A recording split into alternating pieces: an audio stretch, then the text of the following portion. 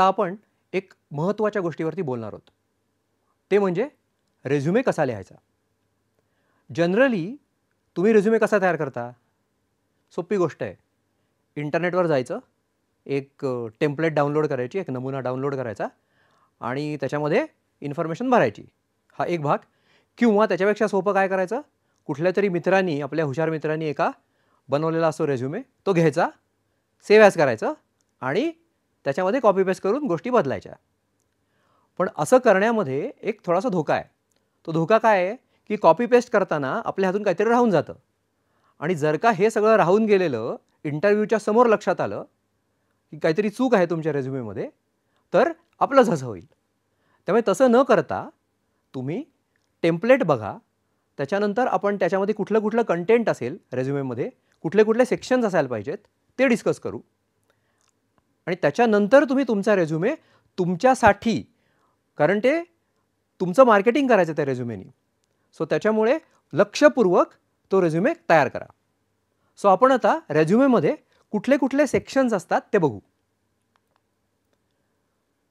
एक ऑब्जेक्टिव्ह असतं, समरी असते, त्याच्यानंतर सिलेक्टिव्ह अकम्प्लिशमेंट्स असतात, प्रोफेशनल एक्सपिरियन्स असतो, टेक्निकल किंवा फंक्शनल स्किल असतात, प्रोजेक्ट प्रोफाईल असतं. आता हे म्हणजे काय, हे मी सगळं तुम्हाला एक एक एक एक करून एक्सप्लेन करणार आहे आणि ते कसं लिहायचं इफेक्टिव्हली ते पण सांगणार आहे. अजून काय सेक्शन असतात, एज्युकेशन डिटेल्स असतात, त्याच्यानंतर तुम्हाला कुठली कुठली अवॉर्ड्स मिळाली आहेत, तुम्ही काय काय अकम्प्लिश केलं आहे, समजा सर्टिफिकेशन्स वेगवेगळी माहिती आहेत तुम्हाला, मिळवली आहेत तुम्ही, त्याच्याबद्दल डिस्कशन असू शकतं. प्रोफेशनल ॲफिलिएशन्स आहेत कुठली तुमची, कुठलं कुठलं कुठे तुम्ही पब्लिश केलं आहे, एखादा आर्टिकल पब्लिश केलं आहे, ब्लॉग लिहिला आहे, रिसर्च पेपर लिहिला आहे, किंवा त्याच्यानंतर तुमचे personal interest, extra curricular activity, तुमच्या हॉबीज काय आहेत आणि सगळ्यात शेवटी रेफरन्सेस. सो असं जर का तुम्ही सगळे सेक्शन लिहिले तर तुमचा रेझ्युमे पूर्णपणे व्यवस्थित तयार होऊ शकतो. आता आपण काय करूया, ह्या रेझ्युमेमधला एक एक सेक्शन डिटेलमध्ये बघूया की तो कसा लिहायचा आणि त्याचं उद्दिष्ट काय. सो पहिला सेक्शन आहे ऑब्जेक्टिव्ह. ऑब्जेक्टिव्ह म्हणजे काय, उद्दिष्ट. तुम्ही हा जो रेझ्युमे लिहिला आहे तो कशासाठी आहे, आपल्याला इंटर्नशिपसाठी अप्लाय करायचं आहे, मला इंटर्नशिप मिळवायची आहे, तर इंटर्नशिप मला मिळवणं हे माझं उद्दिष्ट आहे. आता ती इंटर्नशिप कशामध्ये आहे, आता जर तुम्ही आधीचा व्हिडिओ बघितला असेल तर तुमच्या लक्षात येईल की मी तुम्हाला सांगितलं होतं की कंपनीचा रिसर्च करायचा, त्याच्यामधल्या जॉब रोलचा रिसर्च करायचा आणि आपल्याला काय येतं आहे याचा रिसर्च करायचा. म्हणजे काय होईल, हे एकत्र निगडीत, म्हणजे आपल्याला जे येतं आहे ते कंपनीच्या जॉब रोलमध्ये आहे, अशा प्रकारच्या इंटर्नशिपचा आपल्या करिअरसाठी फायदा आहे. त्यामुळे तिथून सुरुवात होते आणि तुम्ही जे ऑब्जेक्टिव्ह लिहिता ते ऑब्जेक्टिव्ह त्याच्याशी संबंधित, म्हणजे तुमचे काही जे काही स्किल आहे, तुमचं जे एज्युकेशन आहे ते, आणि जे कंपनी ऑफर करू इच्छिते तुम्हाला, जो रोल आहे कंपनीमध्ये, ते या दोघांचं मिळून ऑब्जेक्टिव्ह बनू शकतं. ऑब्जेक्टिव्ह जनरली एक लाईन असते आणि तुम्हाला जर ऑब्जेक्टिव्ह चांगलं लिहायचं असेल तर इंटर्नशिप किंवा जॉबची ॲडव्हर्टाइजमेंट तुम्ही जर बघितली तर त्याच्यामध्ये कीवर्ड्स असतात वेगवेगळे, ते वापरून आपल्याला चांगलं ऑब्जेक्टिव्ह बनवता येतं. आता हे ऑब्जेक्टिव्ह आपण बघूया काय लिहिलं आहे. ऑब्जेक्टिव्ह असा आहे, मी वाचून दाखवतो. Graduate with knowledge of system administration, seeking role related to IT infrastructure management and information security. एका लाईनमध्ये कळलं की मी ग्रॅज्युएट आहे, मला कशाचं नॉलेज आहे, सिस्टीम ॲडमिनिस्ट्रेशनचं नॉलेज आहे आणि मला कशामध्ये करिअर करण्यात इंटरेस्ट आहे किंवा कशामध्ये मला अजून नॉलेज हवं आहे, तर IT इन्फ्रास्ट्रक्चर मॅनेजमेंट आणि इन्फॉर्मेशन सिक्युरिटी. आता हे जे कीवर्ड्स आहेत, हे कीवर्ड्स तुम्ही जर का त्या फील्डमधले असाल तर त्या फील्डमधून तुम्हाला ते ऑटोमॅटिकली मिळतील. त्यामुळे तुमच्या फील्डमधले कीवर्ड्स कुठले वापरायचे हे तुम्हाला ऑलरेडी माहिती आहे. तुम्ही फक्त या पद्धतीने ते फॉर्म्युलेट करायचं. आणि हे ऑब्जेक्टिव्ह जे आहे ते मी इंग्रजीमधून का सांगतोय, तर बऱ्याच साऱ्या कंपन्यांमध्ये तुम्हाला इंग्रजीमधून ॲप्लिकेशन करावं लागतं, जिथे तुम्हाला मराठीतून ॲप्लिकेशन करावं लागेल तिथे मराठीतून लिहा. त्यामुळे मी तुम्हाला ते इंग्रजीतून दाखवतोय आणि मराठीतून एक्सप्लेन करतोय. सो आता आपण दुसऱ्या टाईपचं अजून एक एक्झाम्पल बघू ऑब्जेक्टिव्हचं. आता हे ऑब्जेक्टिव्ह थोडंसं डिटेलमध्ये आहे. An aspiring software test engineer with strong academic background, excellent communication and knowledge of software testing principles and automation, seeking challenging opportunities in software testing. आता ह्याच्यावरनं काय कळतं, ॲस्पायरिंग सॉफ्टवेअर टेस्ट इंजिनियर म्हणजे अजून तो टेस्ट इंजिनियर झालेला नाही आहे, म्हणजे जस्ट ग्रॅज्युएशन झालं असेल, इंटर्नशिपसाठी अप्लाय करतोय, तर त्याला काय करायचं आहे, तर त्याला सॉफ्टवेअर टेस्टिंगमध्ये करिअर करायचं आहे, तो त्याच्यामध्ये इंटरेस्टेड आहे. आणि हे सांगताना त्यांनी त्याच्या बरोबरीने मार्केटिंग करायला म्हणून आपल्या ऑब्जेक्टिव्हमध्येच काय सांगितलं आहे की मी एक्सलंट कम्युनिकेटर आहे, मला सॉफ्टवेअर टेस्टिंगचं नॉलेज आहे, मला ऑटोमेशन पण आहे. म्हणजे ह्याच्यानी काय होतं आहे, माझा रेझ्युमे अजूनही उठावदार होतो आहे. म्हणजे थोडक्यात रेझ्युमेमधला जो प्रत्येक भाग आहे, प्रत्येक सेक्शन आहे, त्याच्याने मी हे इंटरव्ह्यूअरला दाखवायचा प्रयत्न करतो आहे की मी कसा भारी आहे. आता आपण असं अजून एक ऑब्जेक्टिव्ह बघू. आता हे वेगळ्या फील्डमधलं आहे. Detail oriented accounting graduate seeking an entry level internship position to leverage academic knowledge, strong analytical skills to support accurate financial reporting system and analysis. आता ह्याच्यामध्ये तुम्ही बघितलं, मी जसं आधी म्हणलं त्याप्रमाणे कीवर्ड्स महत्त्वाचे आहेत. म्हणजे आता अकाउंटिंगसाठी मला जर म्हणजे अकाउंटिंगमध्ये मला इंटर्नशिप करायची असेल तर एक म्हणजे काय, मी अकाउंटिंग ग्रॅज्युएट आहे, म्हणजे कॉमर्स ग्रॅज्युएट आहे समजा. त्याच्यानंतर मी अजून माझ्याकडे काय स्किल आहे, माझ्याकडे ॲनालिटिकल स्किल आहे, ज्याच्यामध्ये मी ॲक्युरेट फायनान्शियल रिपोर्टिंग करू शकतो. आणि मला त्याच्यामध्ये फायनान्शियल मॅनेजमेंटमध्ये म्हणा किंवा अकाउंटिंगमध्ये मला करिअर करण्यात इंटरेस्ट आहे, असं मला इनडायरेक्टली इंटरव्ह्यूअरला सांगायचं आहे. सो अशा पद्धतीने तुम्ही वन लाइनर ऑब्जेक्टिव्ह लिहिले की त्याच्यावरून असं पटकन कळतं की तुमचा एम काय आहे, तुमचं उद्दिष्ट काय आहे. आणि सगळ्यात महत्त्वाची गोष्ट की ही एक ओळ लिहिण्यासाठी तुम्हाला मी सांगितलंच या 3 स्टेपचा रिसर्च आहे. म्हणजे पहिले कंपनी, कुठला रोल, तुम्हाला काय येतं, ह्या सगळ्यांची एकत्र निगडीत असं आपल्याला ऑब्जेक्टिव्ह लिहायचं आहे. आता ऑब्जेक्टिव्ह लिहून झालं, त्याच्या पुढचा भाग कुठला, तर समरी. आता समरी म्हणजे काय, तर मला समराईज पद्धतीने सांगायचं आहे की मला काय येतं, माझ्याकडे काय स्किल्स आहेत, मी काय काय भारी केलं आहे. सो हे एक एक्झाम्पल बघूयात. आणि ते करताना म्हणजे लिहिताना समरी मी कशी लिहायची, तर काय काय करायचं त्याच्यासाठी, ॲडजेक्टिव्ह शोधायचे, चांगली विशेषणं शोधायची आपल्याला. युअर हायेस्ट क्वालिफिकेशन म्हणजे कुठले कुठले क्वालिफिकेशन्स आहेत माझे ते त्याच्यामध्ये आले पाहिजेत समरीमध्ये. इयर्स ऑफ एक्सपिरियन्स आहे, एरिया ऑफ एक्सपर्टीज आहे, म्हणजे मी कुठल्या कुठल्या गोष्टींमध्ये मला माझं एक्सपर्टीज आहे ते आलं पाहिजे. म्हणजे थोडक्यात काय करायचं, तर तुमच्या प्रोफाईलचे जे हायलाईट्स आहेत सगळे ते आपण शॉर्टमध्ये समरीमध्ये लिहून दाखवायचे. आता आपण एक एक्झाम्पल बघू म्हणजे तुम्हाला लक्षात येईल मी काय म्हणतोय. ही समरी आहे, पहिल्यांदा मी वाचून दाखवतो, त्याच्यानंतर समजावून सांगतो. Highly motivated aspiring software developer. Highly motivated हे ॲडजेक्टिव्ह झालं, विशेषण. म्हणजे मी हायली मोटिवेटेड आहे, मला इंटरेस्ट आहे सॉफ्टवेअर डेव्हलपमेंट करण्यात. With good knowledge of Java J2E design. Java J2E डिझाईनमध्ये मला नॉलेज आहे. सॉफ्टवेअर डेव्हलपमेंट प्रोसेसचं पण नॉलेज आहे. फॅमिलिरिटी विथ OAD-UML. आता OAD-UML हे डिझाईनचं एक पद्धत आहे. Design patterns. Excellent communication with expertise in German language. म्हणजे मी समरीमध्ये माझा बायोडेटा, आपण म्हणतो ना अख्खा रेझ्युमेची एक समरी दिली आणि ती समरी अशी आहे की मला सर हे खूप एवढं सगळं मला माहिती आहे.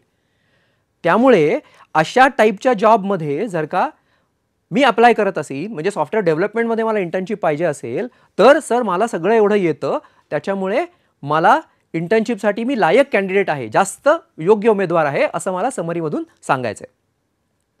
आता अजून एक समरीचं एक्झाम्पल बघूयात.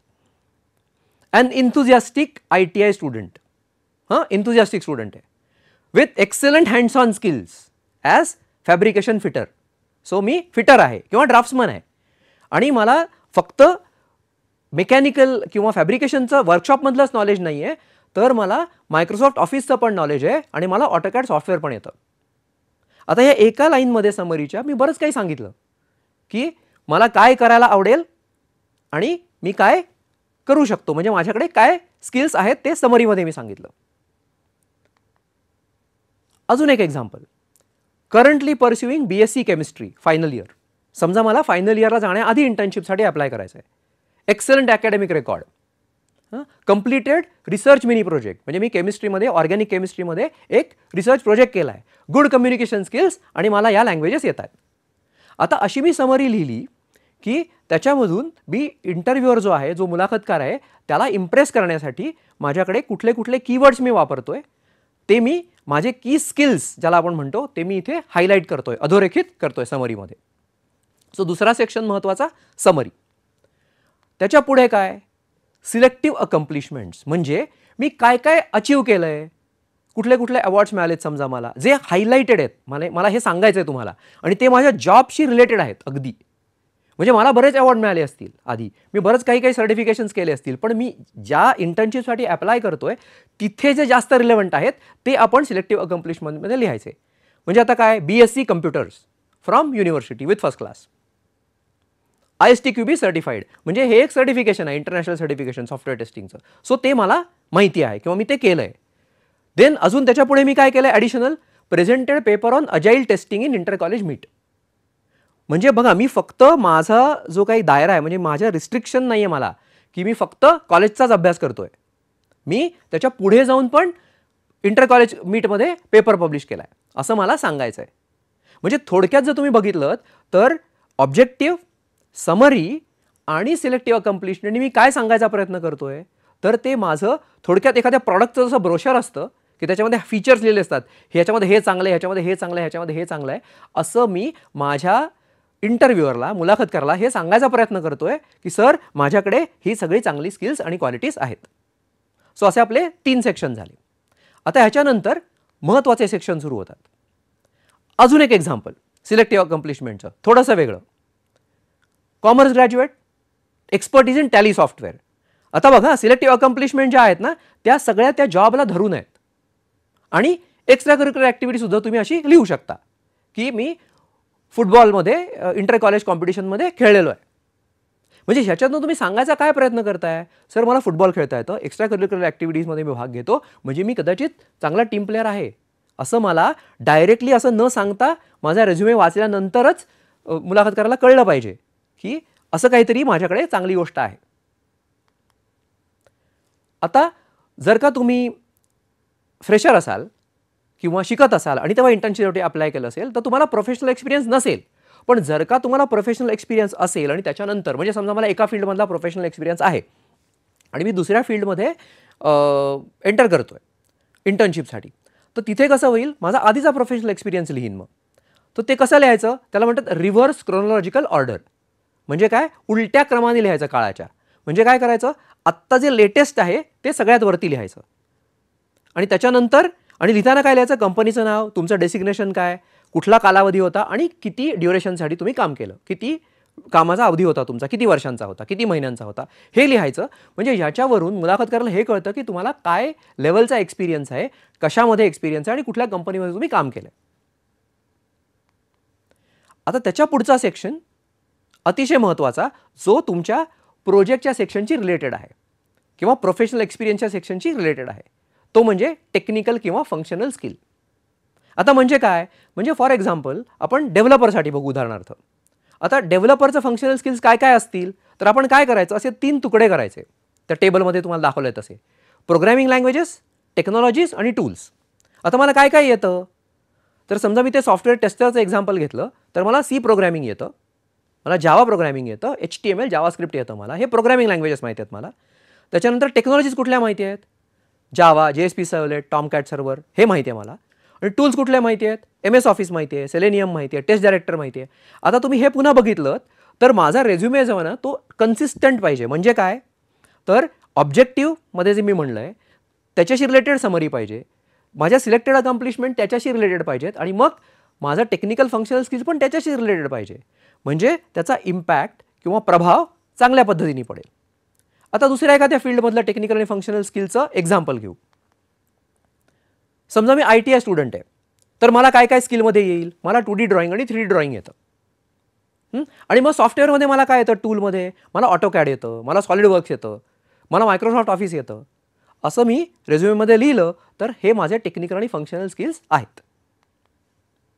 समजा अकाउंटिंगचं बघितलं आपण, तर अकाउंटंटला कुठले स्किल्स असतील, किंवा कॉमर्सच्या मुलाला अकाउंटिंग, टॅक्सेशन आहे, मला फायनान्शियल रिपोर्ट क्रिएट करता येतात, हे आपण लिहिलं आहे. मग त्यासाठी कुठली टूल वापरता तुम्ही, मायक्रोसॉफ्ट एक्सेल वापरतो मी, मला टॅली ERP माहिती आहे, किंवा मायक्रोसॉफ्ट टीम्सवरती मी काम केलं आहे, म्हणजे मला रिमोट कम्युनिकेशन करता येतं, ऑनलाईन मीटिंग्स अटेंड केल्या आहेत मी. असं मला, म्हणजे तुम्ही जो प्रत्येक कीवर्ड तिथे लिहिताय तुमच्या रेझ्युमेमध्ये, त्याच्यातून तुम्ही असा दाखवायचा प्रयत्न करताय की मला या टूलचं एक्सपोजर आहे, ते मी वापरलं आहे आणि ते आपल्या जॉबशी संबंधित आहे, त्यामुळे जॉबमध्ये सिलेक्ट होण्याचे, म्हणजे इंटर्नशिपमध्ये सिलेक्ट होण्यासाठी ते मला मदत करेल. आता त्याच्या पुढचा सेक्शन महत्त्वाचा पुन्हा टेक्निकल सेक्शन, तो म्हणजे प्रोजेक्ट प्रोफाईल. आता प्रोजेक्ट प्रोफाईल म्हणजे काय, तुम्ही जो कुठला प्रोजेक्ट कराल, म्हणजे आता तुम्ही अंडर ग्रॅज्युएट असाल तर बऱ्याच वेळेला आपल्याला दुसऱ्या वर्षाला किंवा तिसऱ्या वर्षाला मिनी प्रोजेक्ट असतात. मग आपण मिनी प्रोजेक्ट लिहू शकतो किंवा तुम्ही कुठे इंटर्नशिप केली असेल आधी तर ती पण लिहू शकतो. सो प्रोजेक्ट प्रोफाईलमध्ये आपण काय सांगायचा प्रयत्न करतोय की आता फॉर एक्झाम्पल इथे हे जे पुन्हा सॉफ्टवेअर टेस्टिंगशी रिलेटेड एक्झाम्पल आहे, तर त्याच्यामध्ये आपण काय म्हणतोय प्रोजेक्ट टायटल, तर क्वालिटी ॲश्युरन्स QA म्हणजे फॉर हॉस्पिटल ऑटोमेशन सिस्टीम, म्हणजे हॉस्पिटल ऑटोमेशन सिस्टीमचं साठी मी क्वालिटी ॲश्युरन्सचं काम केलं आहे. म्हणजे काय केलं आहे, hospital assurance system hospital automation सिस्टीममध्ये मी टेस्टिंग केलं आहे. ओके, कुठला क्लायंट आहे, काहीतरी क्लायंटचं नाव असेल, ड्युरेशन काय, या ड्युरेशनसाठी काम केलं, म्हणजे एक अंदाज येतो की 2 महिने काम केलं, 1 महिना काम केलं आहे, कुठल्या टेक्नॉलॉजीज त्याच्यामध्ये वापरल्या होत्या आणि माझा रोल काय होता, जे खूप महत्त्वाचं आहे. माझा रोल काय होता याच्यामध्ये, जो तुम्ही बघितलं तिथे, तर writing test cases for patient, त्या टेस्टचं एक्झिक्युशन करायचं आणि डिफेक्ट रिपोर्ट करायचे. म्हणजे त्याच्यामध्ये ज्या सॉफ्टवेअरमध्ये ज्या एरर्स आल्या, ज्या चुका होत्या, ज्या मला सापडल्या, त्या मी डॉक्युमेंट केल्या किंवा रिपोर्ट केल्या. आता प्रोजेक्ट प्रोफाईलमध्ये हे जर तुम्ही वाचलं तर किंवा इंटरव्ह्यूअरनी वाचलं तर इंटरव्ह्यूअरला काय कळेल की अरे हा असं म्हणला होता की मी सॉफ्टवेअर टेस्ट इंजिनियर आहे, मला सॉफ्टवेअर टेस्टिंगमध्ये करिअर करायचं आहे आणि त्याला टेक्निकल नॉलेज आहे सॉफ्टवेअर टेस्टिंगमधलं. त्याने आधीच म्हणलं की मला ऑटोमेशन माहिती आहे, मला सॉफ्टवेअर टेस्टिंग प्रिन्सिपल्स माहिती आहे आणि आता प्रोजेक्टनी तुम्ही तुमची पोझिशन अजून स्ट्रॉंग करताय, अजून बोल्स्टर करताय तुमची पोझिशन. तुम्ही काय म्हणताय, मला हा एक्सपिरियन्स आहे, म्हणजे तुम्ही मला जर रिअल वर्ल्डमध्ये काम करायला दिलं तुमच्या कंपनीमध्ये तर माझ्याकडे हे ऑलरेडी एक्सपर्टीज आहे, त्याच्यामुळे मी आरामात ते काम करू शकेन असं मला सांगता येतं. आता समजा मी मेकॅनिकल इंडस्ट्रीमधला आहे समजा, तर हे अजून एक एक्झाम्पल आहे प्रोजेक्ट प्रोफाईलचं.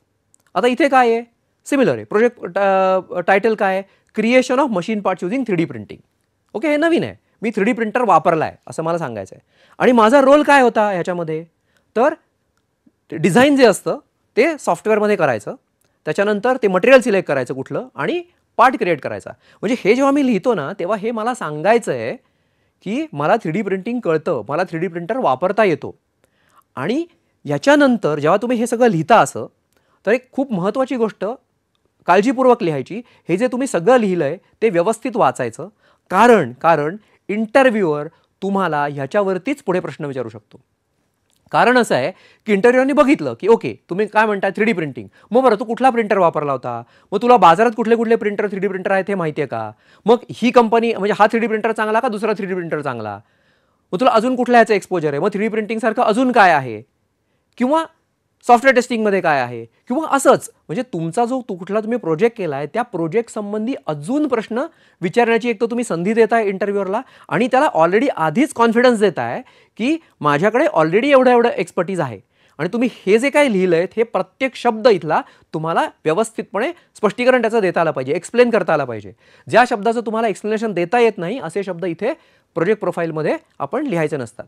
सो आपण हे जे सेक्शन्स बघितले आत्तापर्यंत त्याच्यामध्ये काय झालं की तुम्ही तुमचं डायरेक्शन काय, उद्दिष्ट काय हे तुम्ही पहिल्यांदा सांगितलं आणि त्याच्यानंतर या डायरेक्शनमध्ये जाण्यासाठी माझ्याकडे काय स्किल्स आहेत.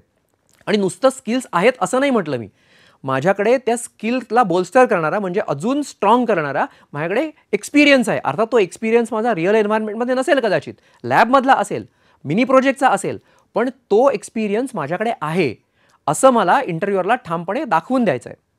आणि असं मी दाखवून दिलं तर ऑलरेडी मी अर्धी लढाई जिंकल्यासारखं आहे. आता आपण प्रोफाईलपर्यंत रिझ्युमेचे डिटेल सेक्शन्स बघितले.